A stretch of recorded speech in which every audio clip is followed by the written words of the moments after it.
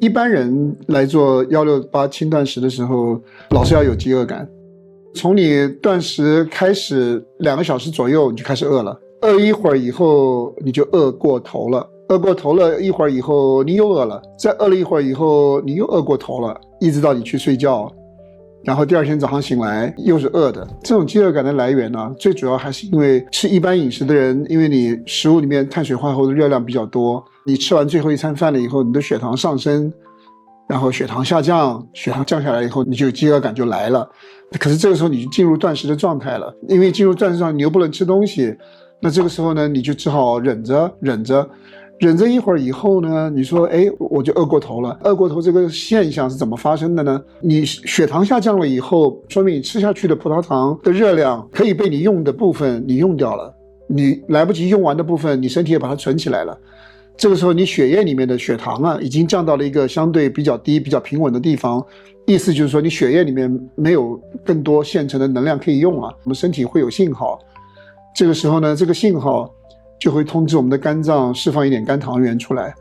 肝糖原释放出来了以后，你的血糖就会稍微往回升一点，你饥饿感就消失了，你就觉得舒服了，那就是所谓的饿过头，它的生理现象就是这样。可是这一点肝糖原升上去以后，它维持不了太长时间啊，因为你没有进食啊，过了一会儿以后，你的血糖又降下去了，你饥饿感又来了，这个时候又有信号了，你肝脏又释放了一点肝糖原出来，血糖稍微升回来一点啊，你又不饿了。所以在整个过程当中，其实你经常会出现饥饿感的原因，就是因为这个，你的肝糖原不断的帮你补充，恢复你的血糖平衡，用完了以后，你饥饿感又来了。这种现象呢，对一般饮食的人来说，做168轻断食无法避免的。你们要做168轻断食的话，我是建议你们吃中午的一餐和吃晚上的一餐，因为8个小时的时间可以吃东西嘛，另外16个小时的时间你不吃东西，所以你第二餐如果在晚上6点到7点左右吃完的，9点多以后差不多快要进入饥饿状态了，也差不多是你快要睡觉的时候了，你需要忍耐的饥饿的次数不多，然后你就睡觉了。到第二天早上睡醒觉了以后，你忍耐1个上午，你的轻断食也就结束了，或者是你中午午餐的时间也往前稍微提一提，这个事情呢你也就可以应付过去了，不至于太难受。那这样子做的话，基本上绝大多数的人都可以做得到。这个是经常出现饥饿感如何面对。一般人在学断食的时候听到的断食对我们健康带来的最大的好处叫做细胞自食。细胞自食是需要在我们细胞里面出现比较明显的负能量的时候才会进入所谓自食的状态的。吃高糖饮食的人呢，能够进入细胞自食的状态的机会比较低。比较低的原因是因为你还有肝糖原不断的释放葡萄糖出来，给你提供少量的能量，你不太容易进入细胞自食的状态。所以如果说吃一般饮食的人想要靠168轻断食能够达到细胞自食的效果，相对来说比较困难。可是这样子说，对于吃传统饮食的一般饮食的人来说，168轻断食有没有健康的价值呢？我跟各位说，对你们来说健康价值极大。我给你们解释一下，吃传统高糖饮食的人呢，你体内的血糖一天是在波动的，上升下降上升下降，但是你不知道的一件事情是，你血液里面的胰岛素啊，一天到晚其实都在高位，没有降下来。有少数的人也许晚上睡觉的时候降下来了，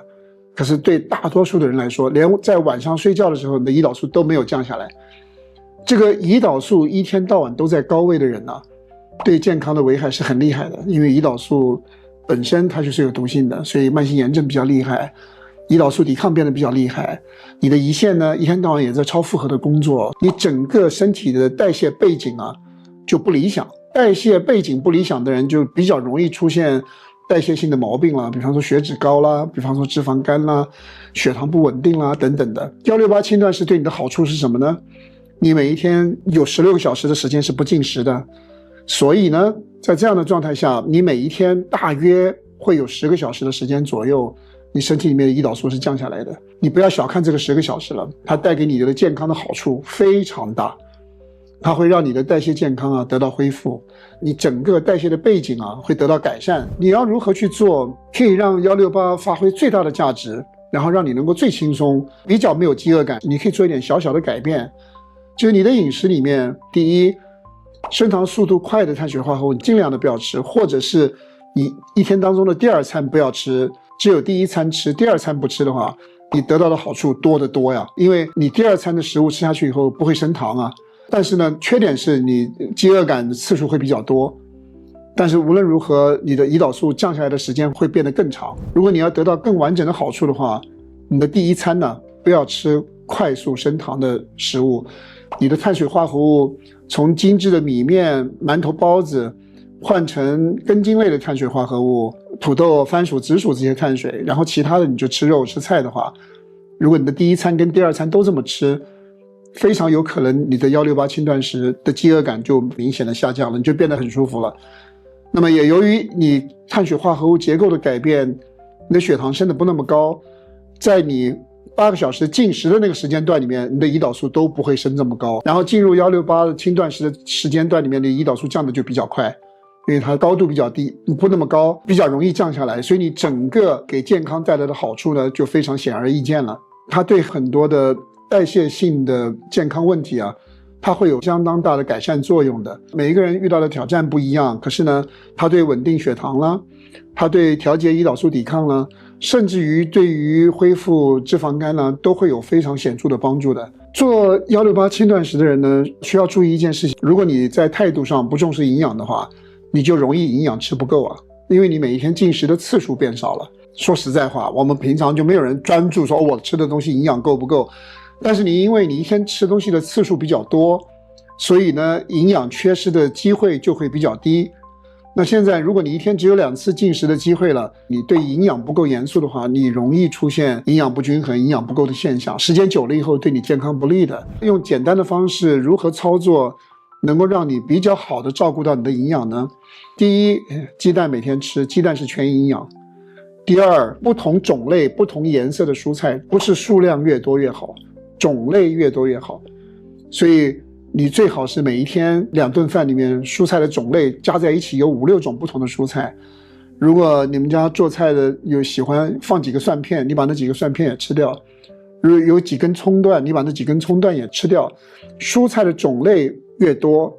营养均衡的机会就越多。这个是关于营养的部分。168轻断食适合所有的人去做。当然，如果你是孕妇了，如果你正在哺乳了，如果你营养不良了，当然你是需要注意的。但是它适合所有阶层的人去做，尤其是有代谢性的慢性病，比方说糖尿病啦、胰岛素抵抗啦，是非常非常适合的群体。你做了168以后，你会发现自己的健康情况得到改善的。有胰岛素抵抗的人去做168的时候，是比较容易出现饥饿感的。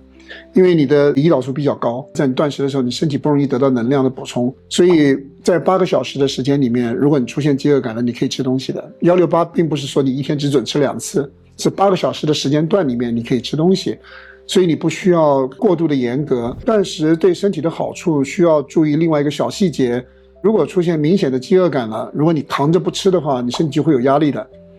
身体有压力对有慢性病的人来说是非常不恰当的，所以如果饥饿感很明显的话，你不应该持续的，即使在那16个小时里面。这是为什么我说晚上吃完了以后早点睡觉，睡着了以后你就不会有饥饿感了，第二天中午的中饭早一点开始，那么压力就不会那么大了。所以要尽量避免出现这种明显饥饿感的现象。你有什么样的方法来做168轻断食完全不会有饥饿感的顾虑呢？那你的饮食的结构就要往生酮的原则去靠近了。你饮食里面脂肪的热量要多一点，碳水化合物的热量尽量减少一点。如果你是这种饮食结构，在你一天吃3餐的时候维持这种饮食结构1、2周之后改成168轻断食的话，你基本上不会有饥饿感的压力了。那这样你做168轻断食，你得到的好处就非常完整了。还有一点就是说，168是一个可以长期执行的饮食模式，你不需要考虑说168我是不是做3天休2天，168你可以长期这么做。所以这是168可以给大家带来的好处，希望你们大家顺利健康，谢谢。